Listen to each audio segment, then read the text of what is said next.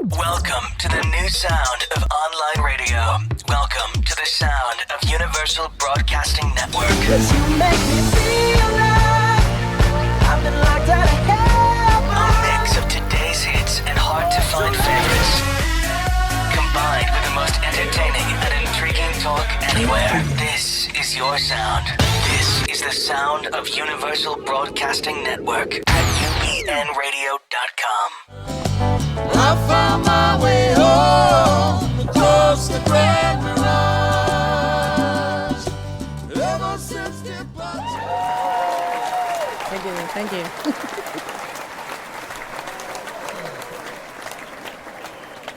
Well, hi, this is the Alison Arngrim Show, and I'm Alison Arngrim, and some of you probably know me as Nellie Olson from Little House on the Prairie. But here on the Alison Arngrim Show, I get to interview the most wonderful people, and we talk about the things that make you feel good, the TV shows that made you feel good, the movies that made you feel good, people who are doing fantastic, amazing things to make the world a better place. And I'm very happy to know I'm actually interviewing someone who I'm a big fan of.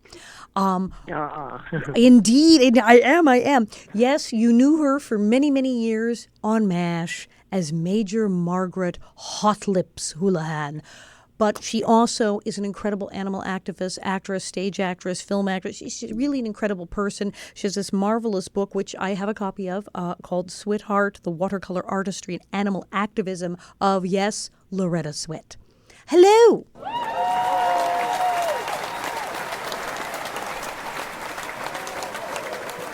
Hello? Did you like that? That's our pretend studio audience. They love you. There you are. There you are. It sounds sometimes like you go away. So I just sort of check in. Hello? We had a little sound effects and crazy things there. Well, welcome. Welcome to the show. It's so good to have you.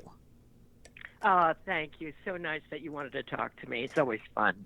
I do. It's incredible. People know that, yes, of course, you're an Emmy award-winning actress, but also, just the number of honors you've gotten for your work with animals. I'm just reading the Global Wildlife Conservation Champion Award by GES Africa Conservation Fund. It would take all night just to put that on the award. But it's just marvelous, the wonderful, wonderful things that you've done. And I admit, it's true. I was just talking to Judy Norton from the Waltons the other night, and we're talking about being on iconic shows. And it's like, well, okay, yeah, we were in Little House of the Waltons, but I was watching MASH. That's what I was watching. Gotcha, yes. It had a wonderful appeal. We were such a family that families adopted us, so to speak. We're a family show with families. So families now for generations have passed us on and on. So I'm now entertaining great-grandchildren who have children who are watching this show, and they will grow up keep it. And it just is a wonderful, wonderful legacy. Writing was so spectacular. It was incredible. The cast, I just love those people to death, and it just everything worked. Everything just came together, and it worked. It's that crazy thing from that time period. These iconic shows where, I was on Little House on the Prairie, and indeed we're on our 5th generation of viewers. It's just crazy. Meeting these people from other countries, and your show had that kind of thing. I was definitely very attached to your show, and I did. You felt like you knew these people. The characters were so realistic. You said, I've met this person. I know them. Or I know somebody like her or something like that. But I tell you, I have fan mail that, first of all, I get a lot of mail from women saying they became nurses because of Margaret Houlihan. I get mail like that, but there are some that will break your heart. I have one that I absolutely treasured, and I'll finish the story when I tell you the letter. She came from a broken home. She was a child, and the father was not able, I guess, to provide, and so the mother held down 2 jobs, and she didn't get a lot of quality time with the mother because if she was in school, the mother was home, and then she came home. The mother was working at 2 jobs, and so forth. And she writes in this lovely letter, you became my big sister. I thought of you as my big sister, and you saved my life. I would look forward to being with you, and and it just was the most beautiful sentiments. And so I looked her up. I had a return address, and she was listed. Oh, and wow. I called her, and it was a remarkable experience. Here, she recognized my voice immediately. Of course. Can you imagine? But and we had a lovely chat. She became a nurse as well, by the way. And it just is remarkable when it's something so positive. It has such outreach.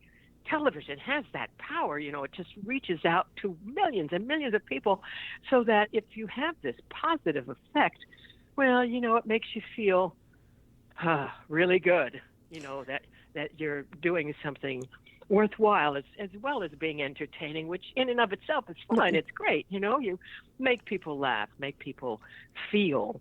But you do something with it. You really embraced it. I mean, people realize, yes, with TV, we're in their living rooms, and people feel they know us.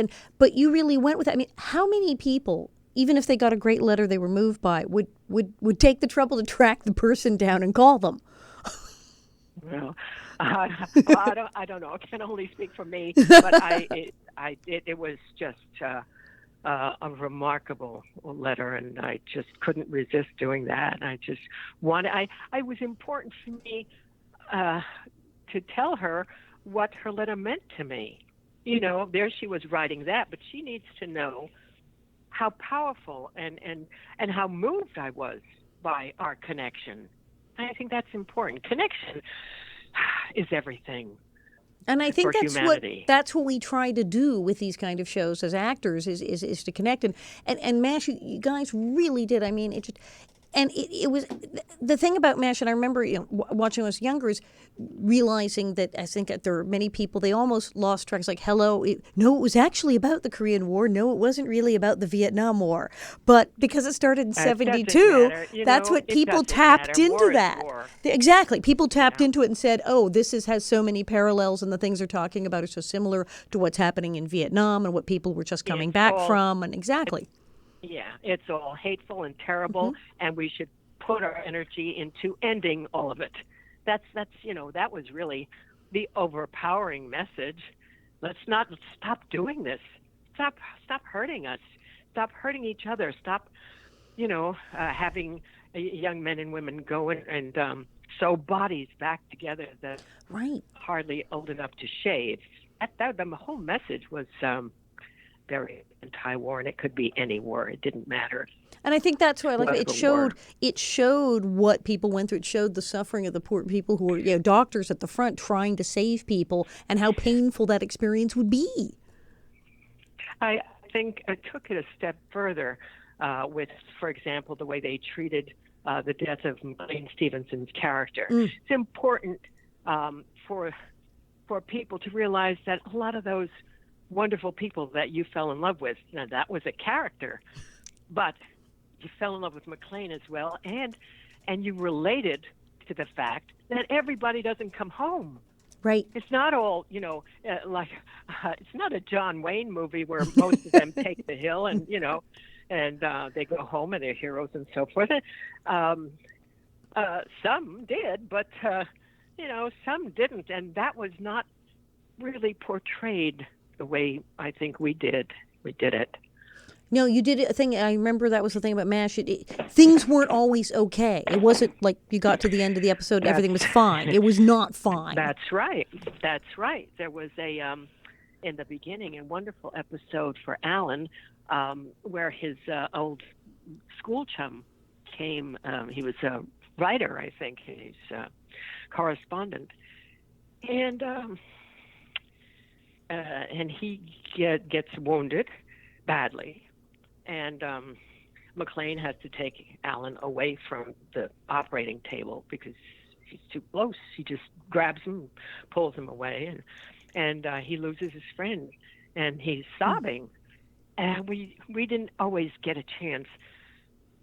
The audience didn't always get a chance be something like that in a quote sitcom, which I don't think we ever were. Yeah, But, I know they always called it a sitcom, and I was like, I don't think that's yeah. a sitcom. No. Well, that's because we tend to want to label things. We have to name them and put them in a category, and that's the category we sort of fell into. But if anything, we were a dramedy.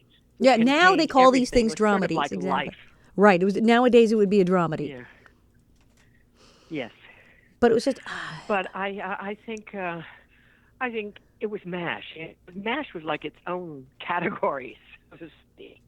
right. I think it's Yeah. influenced a lot of TV. I think a lot of the things that are on now and that are things that are on Netflix and Amazon and the new stuff owes a lot to like the kind of things they did on MASH, where they say, well, we're not fitting in a category. We're going to have things that are funny, but the premise isn't really funny, but we're going to make a show about this.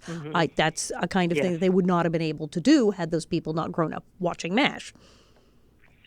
Well, this is probably a little different for you, but I'd like to talk about something that blew me out of my chair. Yeah. And it's on Netflix now, and I want to give her.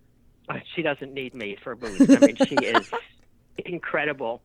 Her name is Hannah Gadsby. I've been hearing about Australian. this. I've been hearing about her. Yes, yes. I cannot urge you. Hang up the phone and watch the TV. Put on Netflix. I'm serious. She will blow you out of your chair. She is so magnificent, and she's her own category. She can be very funny, but she will destroy you. I mean, she just tells it like it is. She hits every button. She's so precise. She's so amazing. For example, she talks about comedy as opposed to telling stories. She says comedy takes a setup and a punchline, and a story is a beginning, a middle, and an end.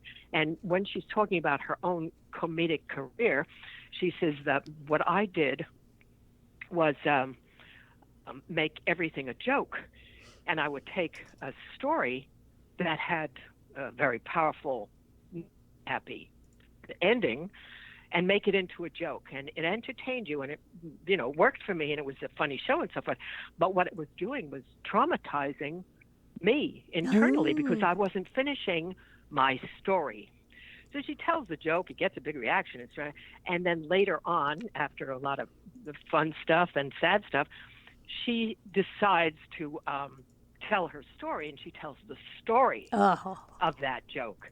And I watched it now, I don't know how many times, because I grabbed my friends and I just, sit down, you've got to see this, I mean, one of my girlfriends said, Loretta, you're like pulling people up the street. This is ridiculous, But she's amazing. Okay, well, I have Netflix. I can run show, home and watch this. I've seen the ads. It keeps coming up on my screen. The name of the show is Nanette. Nanette. But her name is Hannah Gadsby. That's right. She's Hannah. born in Tasmania, which she talks about at length. But I mean, she's just so brilliant. She's breathtaking. And I don't know how many times I've seen it, and she gets me every time.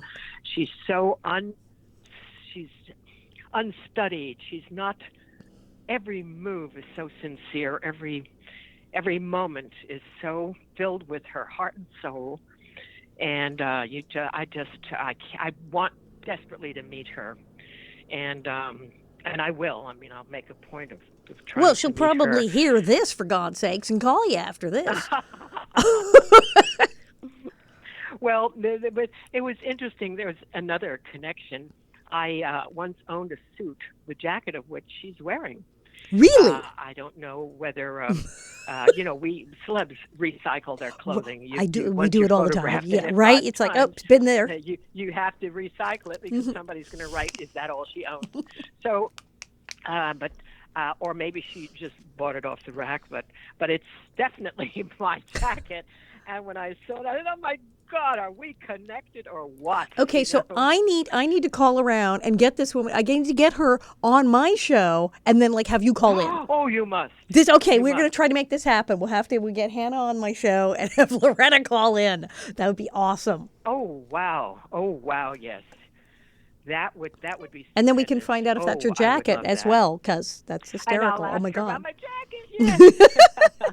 It's very beautiful. It's like midnight blue, and it's a tuxedo jacket. The Oh, I want lapels one. are like a deep purple blue shiny fabric, like satin or something.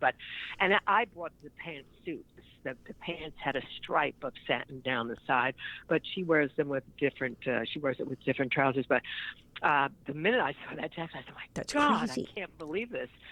But she, her whole thing is about connection and about not being alone and caring for each other and supporting each other and not letting her story die.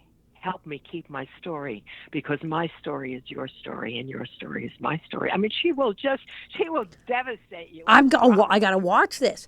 You know, I've been reading more and more about you, and as I said, big fan of yours. And I was amazed. I saw it was a recent other interview you did talking about that when you came in, when you quote auditioned for MASH, you didn't do a traditional audition, and that you didn't really know this was happening. You were off shooting Hawaii 5-0, and suddenly this thing came in from left field. Like, it was bizarre. And I remember my agent said, "Have you seen the film?" I said, "No." He said, "Oh God, wonderful. Well, that's okay. It doesn't matter. He said, they have no script. You don't have to read. It's really a meet and hello and greet. Wow. And, they're looking you over, whatever. At a certain point, they assume you have talent and you're going to deliver. So that's how that came about. And then afterwards, when I was taken for the role, I had no reason to see the film. There was no reason for me to then go and see a film and be influenced one way or the other about Right. it. Would you feel that would be weird, like you'd be too much of seeing, like, okay, well, I don't want to see how she did it because it gets too in your head for your character? Well, immediately I was told the series was more like the book and the movie was not. Okay. I didn't care. All I cared about was doing my job. So, but very often people will say in an interview, I'll say, "I never saw the movie." Yeah, you're kidding? No, I never had any need to. Once I was doing the series, why would I watch another version? So I never did. Well, the TV show kind of had its own reality. It was different from the movie. It's like with Little House. I guess so. A lot of the cast of Little House had never read the books. I didn't get the books till after I was on the show. So we were all sort of going, well, I guess we're doing this version. It's just like, the books are over there. They're cute, but we're not doing those. We're not doing those. Exactly. So you've just been incredible. And now, of course, you're doing the theater thing. You're doing. You did 6 dance lessons in 6 weeks last year, right? Yeah. Yeah. I did that several times. I love that show. And I'm probably going to be doing another small tour of a different play, but one that I love just as much, and it's called Me and Jezebel. Me and Jezebel? Okay, I like it already. Yes, I'm in. What's it about? Yes, you would, because the author, when writing it, wanted a man to play Betty Davis. So Jezebel, of course, is right. the euphemism for Bette Davis. And I play this little Connecticut housewife whose house guest is Betty Davis. And she's such a fan. She's a relentless fan, which is very funny in itself. She's just tripping over herself. But Bette, as you will recall, was quite a piece of work. And it turns out that there's a strike, and she's stuck with her house guest for a long time, and her husband is ready to leave. Anyway, it's very funny and very touching. No, wait, you're playing Betty Davis in this? Are you playing the Betty Davis one, or are you the mad fan? No. A man always. Oh, so it's a guy plays Betty, and you're Davis, playing the beloved, the mad, crazy fan. This is so crazy because I'm off to do a play. Actually, next month I'm doing Always Patsy Cline, where I'm playing the rather mad fan of Patsy Cline. It was just I love this kind of stuff. Yeah, I've never seen it, but I've heard such good things about it. It's a good piece, isn't it? Where are you? Oh, it is. Where are you doing Me and Jezebel? Because I want to see this. Oh, well, I'll let you know, because I think we're going to begin in Las Cruces, and then I think it's gone up one from into one ear and out the other. I think Denver was mentioned. I think back to Buffalo was mentioned. Oh, great! So it's going to be all over. I don't really know yet. Okay, but we can keep an eye out for this. We'll put this up on the web and make sure everybody knows where you are. Okay, this is good. Make no mistake, Harlan will keep Harlan you will make sure posted. everyone knows. I'll make sure everyone knows. This will be good. So Right, now right. you did this book, and I did go. There was that thing at the Hollywood Museum where we had a big opening about the book, and I got a copy and everything. Sweetheart, the watercolor artistry and animal activism, and it's just gorgeous. But I was reading that Thank you. you've been painting since you were a child. Yes, uh-huh. Oh, I think at that point in time, I probably thought of it as doodling, but I did always, sketch and draw and made posters, and I was 6 years old. regular kid But art. Yeah. there was this contest that I read about, and I begged my mother to submit my drawing, and I won. I mean, it was like nothing. It was an advanced stick drawing or something. Is this But like the it- draw it this thing on the certainly was- matchbook kind of deal? Well, I haven't seen those in the years, Gonna but say it's like this. it was maybe not even as sophisticated as that. But But it you was won. a simple drawing. But I don't know how simple it was because I did win. So, but I've always loved it. I've always loved playing around with color and drawing. So, but I never thought of it as a career thing, or I mean, I just did it for my pleasure. And a dear friend of mine, Madeline Rue, did study art for a long time. She didn't have an inkling that I was doing sketches and so forth. And we were having dinner one night. I picked her up, and she was running late. So as a joke, she handed me one of her sketchbooks, and she says, "Here, amuse yourself. I'll be a minute." And she went and she got dressed, and I drew a sketch, and she came out, and I gave it to her, and she said, "I hate you. How did you do this? You just did this?" She said, "I had no idea. She said, "I'm studying for years, and you just did this." She was so impressed.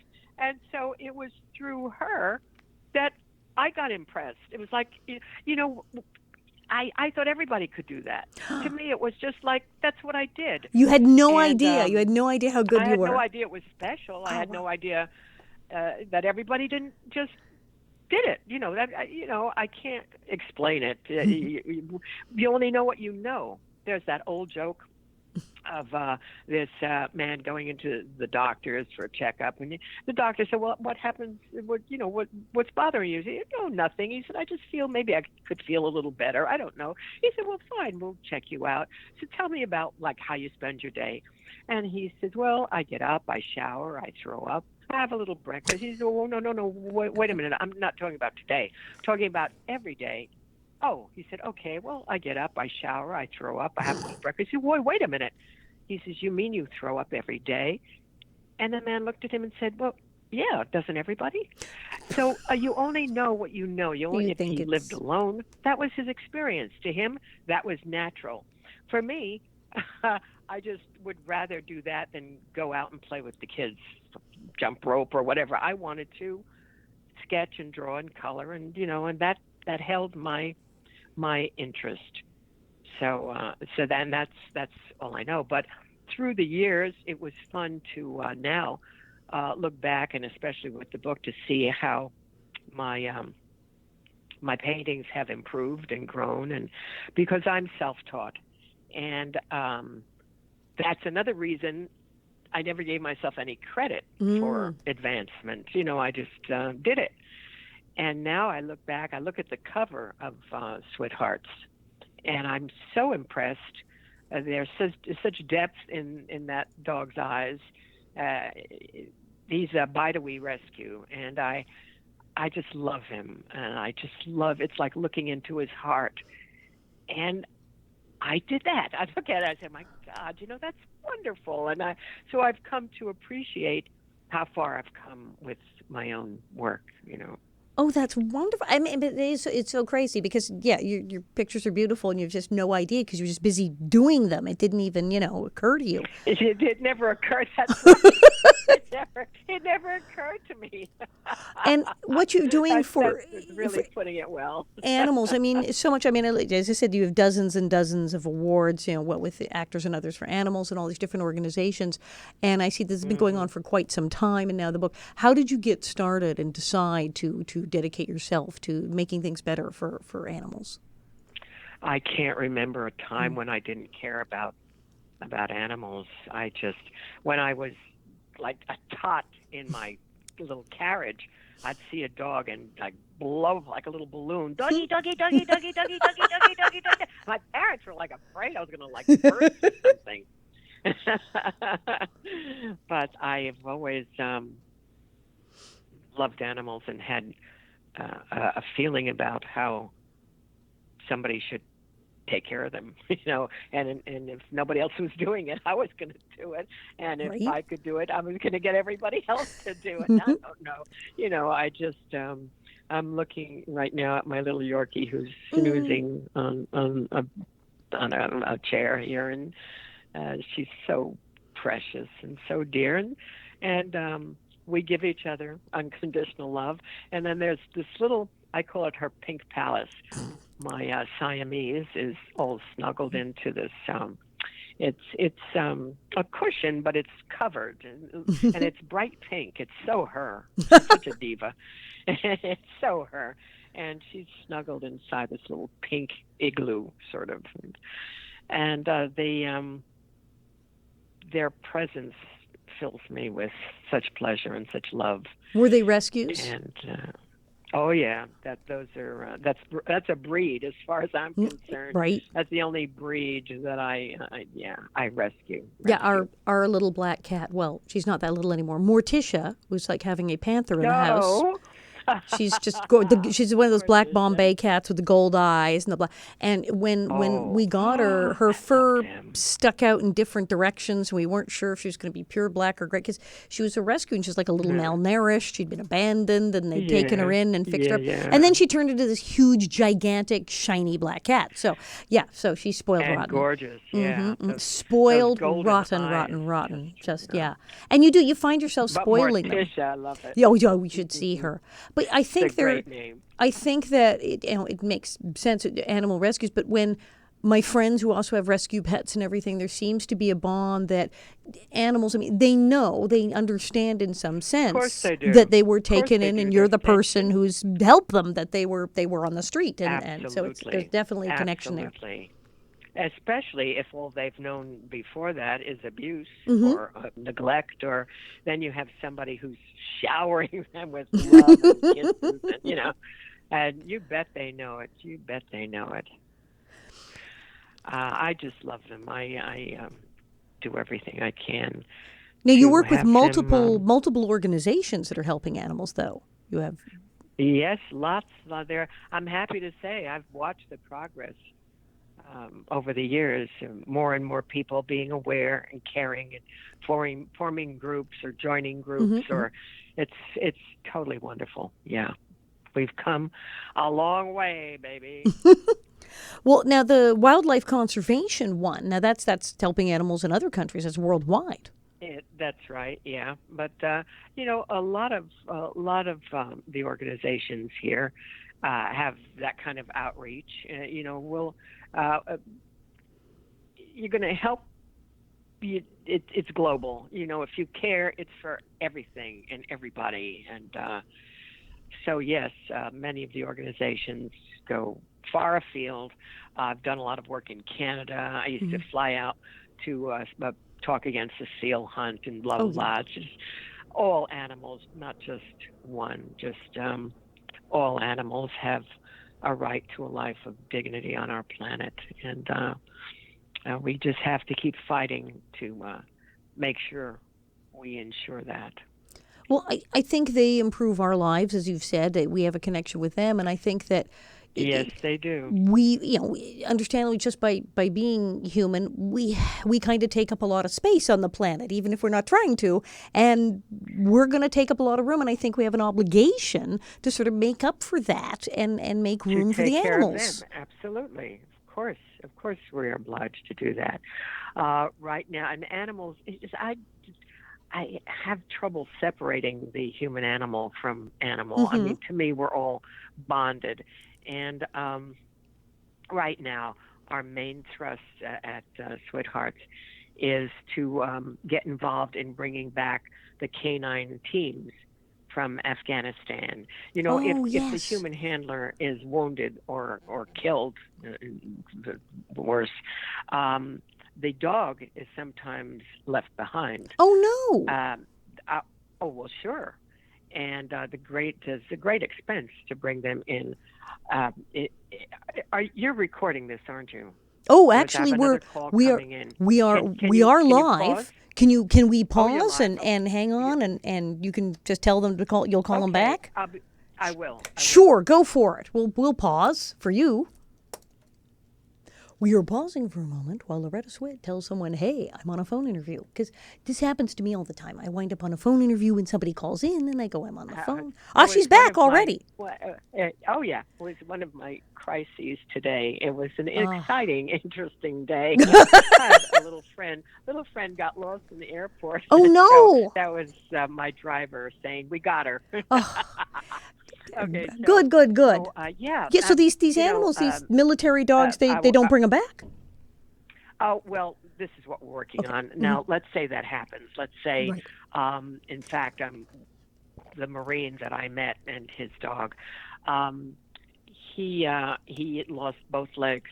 It was a night action, which the dog was not participating in. So he was sent home, and he was totally committed to Harley.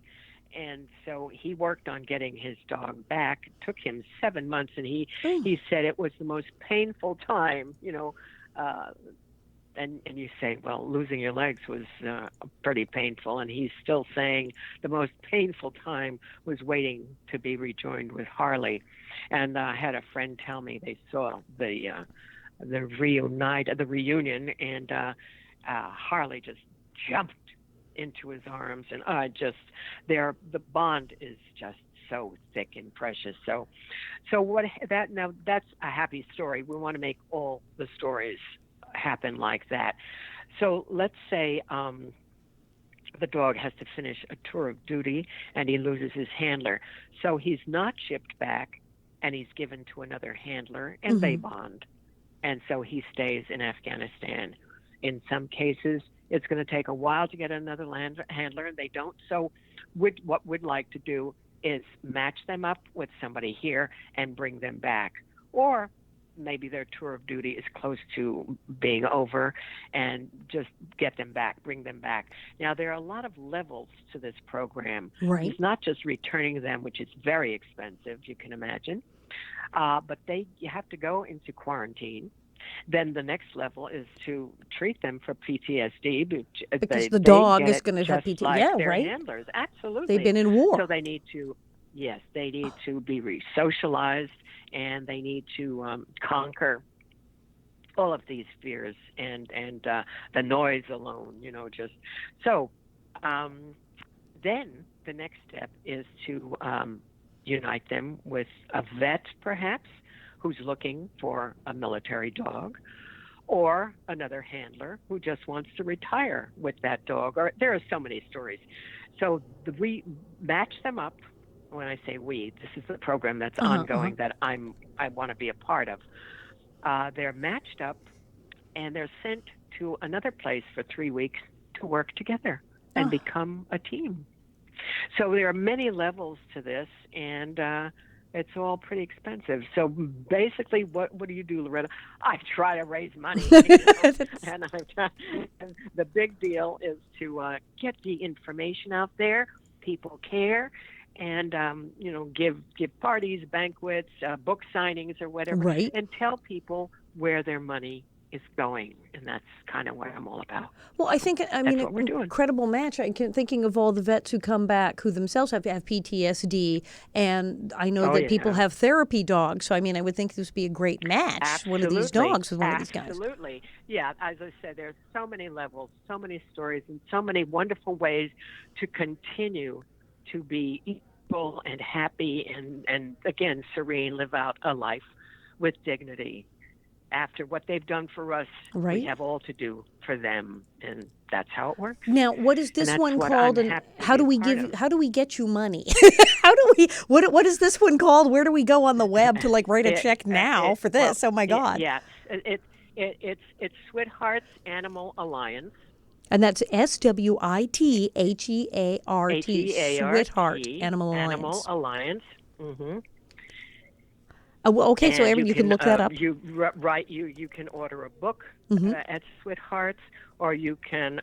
It's on Amazon. I Right. don't know if they have any more right now. I have to get more to them, but it's easy to just drop a note to Sweethearts Animal Alliance. I'd like to donate, or what we want to do is keep people posted. This is what your money did today. Your money is going towards bringing 2 dogs back next month. And this is how we're doing it, just so people know their money's not going down some rabbit hole. Right. I mean, there are certain organizations, they're very fine, I'm sure, but all they do is say, they're on the border of extinction, give money and all. Well, that's fine, but I want to know, what have you done to preserve, I don't know, the saber-toothed tiger? I don't know. I want to know what. Just tell me so that I know you're using my money for good, Right, and I don't want my money to go into making a sweet little film about the elephants that I know about. I know all about that. What are you doing about the poaching? Right. Tell me if my money's going towards hiring guards to stop the poaching. Or you know what I'm saying. Right, and you want to see So how many cents of every dollar go to the thing, and you want to know that it's working. People, and they're very involved. That way they know they're involved with this wonderful task, and they can be proud of what they're doing. Well, I love this, and I think I can get you hooked up with I'm president of the board right now of the National Association to Protect Children, or Protect.org, and we have a program involving wounded veterans and also dogs, and it's a whole thing, and retraining veterans through our Hero Corps program to work with the Internet Crimes Against Children Task Force, to work with the police, and it's all fabulous and brilliant and complicated, but indeed it's the same thing with people coming back with PTSD and being wounded and whatnot, and looking for a new career, and it's just amazing stuff. So we're helping veterans and helping children who are being abused all at the same time. There is, for example, a program called ARF. ARF? It is called ARF, ARF, ARF. ARF, yeah. ARF, yeah. Which is ironic. ARF, Animal Rescue ARF Foundation. Right. I have a picture of a vet kneeling beside a rescue dog that ARF has put him together with. And and this is a quote, "Thanks to ARF, when the demons come at night, I'm not alone anymore." And it really chokes me up. And he's this big, bulky guy. He looks like a Marine, and this dog and he have found each other, and they're not alone anymore. You'll get a lot of that. I keep going back to Hannah Gadsby. She talks about not feeling alone. That's why connection plays such a big part in her routine when she's talking to you about sharing and connecting. And you know what we should do? I would love this if you're game. I probably am. Watch. Yes, I know you probably are. Watch her special. I will. And then let's do another show together. Okay. Could we do that? We can completely do that. Because it is so in harmony with everything you and I are talking about. It's like, for me, the book with my paintings. My paintings is a passion, but so are my animals. The world, they're my animals, and all these passions come to fruition in the one book, which is now raising money to rescue canine teams, men and women and dogs who are teams and bonded. And it's all again. I go back to the connectivity.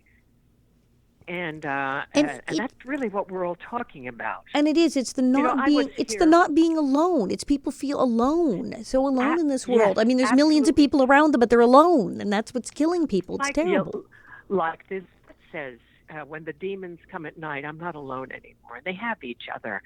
I now just recently, and I've connected with the guide dogs of Israel. Well, they found me, and I did a painting for them, and they made $1,000, I think, at auction, and so we kept in touch. They now are starting a program for military dogs and actually rescue animals that have been trained to aid, to help veterans with PTSD. Perfect.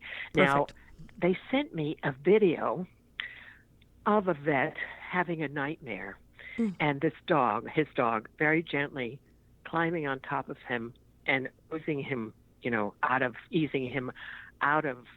the nightmare. And they're training animals to do that. And I mean, how can you not be moved by this? How can you not care about a program like that? So I'm reconnected with them. And the lady who put them in touch with me to begin with, I'm going to ask her if we can't do some sort of banquet, fundraiser, talk about it, show the video. And there won't be a dry eye in the house. I mean, it's just so wonderful what we give each other, the animals and the human animals, and bonding. I was at Ground Zero. I lived in New York during 9/11, and I worked at Ground Zero and at the Javits Center, feeding people who came, from all over our country.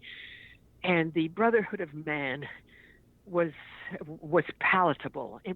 There were no strangers. We were family.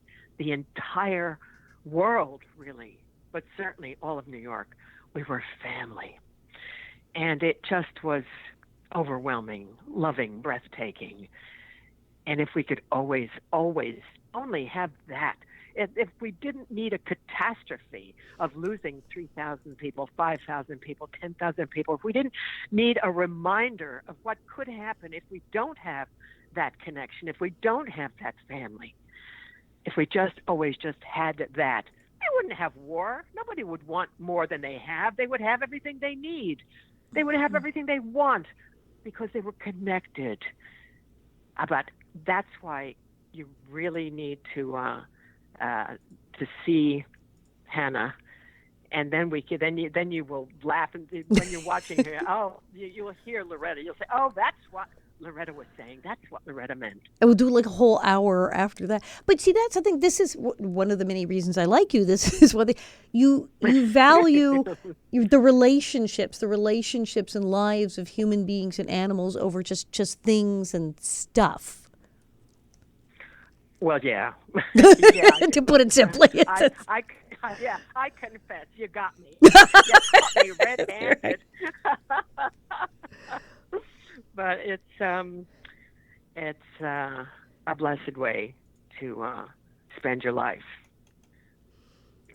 supporting somebody else, helping somebody else, and there's nothing that will make you feel more blessed, I think, than I don't want to sound preaching, but doing good and helping, and there's nothing like that reward. It's a reward in itself, far better than any prize or paycheck, or to feel fulfilled in that way. That that's why I'm here. Well, and I think why I'm here too. When it's animals and children who can't help themselves, who aren't in a position to speak out, it's even more so. Right. That's right. And it's more than an obligation. It's a passion to reach out and help them. Why wouldn't we? Well, of course we should and would and will and do. I think I conjugated the whole. I think you got them all.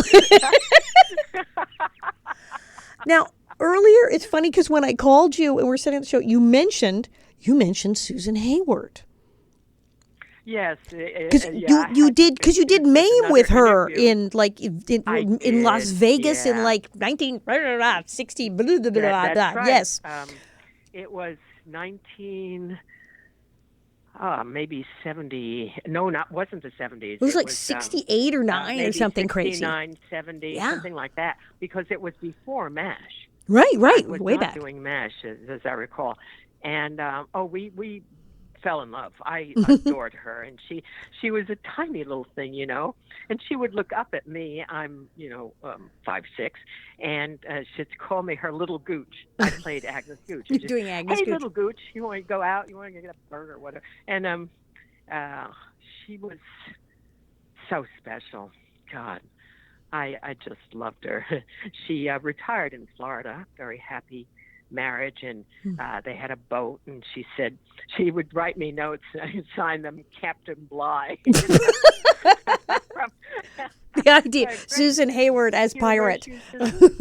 Yeah, right. Yes, my friend the pirate. But she was really very, very special to me. I really and tough, so resilient, so tough. She had a brain tumor when she accepted the role. And she accepted the role because she wanted to work and take her mind off her problems, her troubles, and put her energy into extending her life, which she did, by the way, by 2 years. The doctors said, oh, yeah. 2 years later, she was thumbing her nose at everybody because there she was. But she worked hard, and she was really a delicious person. I adored her. All right, now what's the next show you're doing? You're doing the Jezebel one? I think I'm doing Jezebel, but there's also, I'm reading a script right now, and I have a movie coming out. It's called a faith movie. I don't know if you're familiar with the genre. It's not, I don't mean schmaltzy. I mean, it's a good script, but interwoven. You have people who feel blessed or believe in a higher power, believe in God, and they're good people, and they get results from their faith. And, nice! Inspiring movies. Yeah. This is what I like. People are doing cool things like this. And what are you reading now? Well, it's right here, and I just started it. It's Home of the Brave, it's called, and it's about it's actually about a whistleblower. Oh, nice. But, and it's what she did to help veterans. So it's, I'm the military keeps circling around. I sense a theme. I will forever be a major, whether I like it or not. So all right, that's okay. I outrank most of them. So you are the major. Okay. I'll settle for major. We can find you online. There's a Loretta Swit website.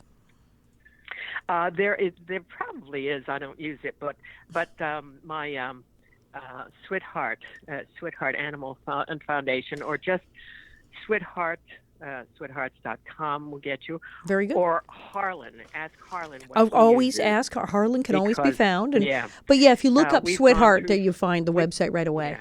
Yeah. With the book, we've come through a few transitions about where we should, how we should address it. And I also am eager to hook up with American Humane, who's been doing such remarkable work about the canine teams.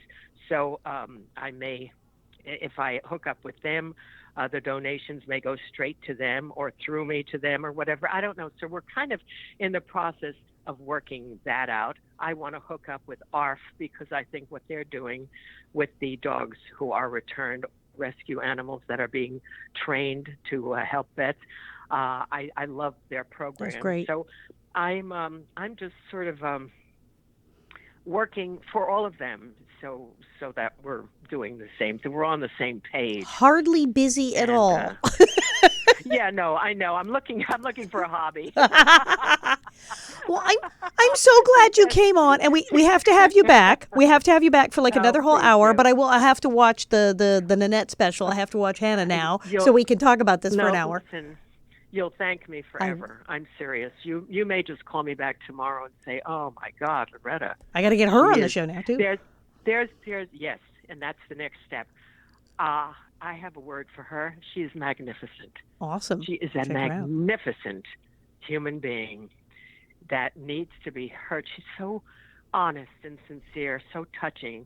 Her mannerisms, there's nothing phony about her. There's not a move that she makes on that stage. And by the way, it's filmed at the Sydney Opera House, which Oh, wow, is that's right. filled. It's filled.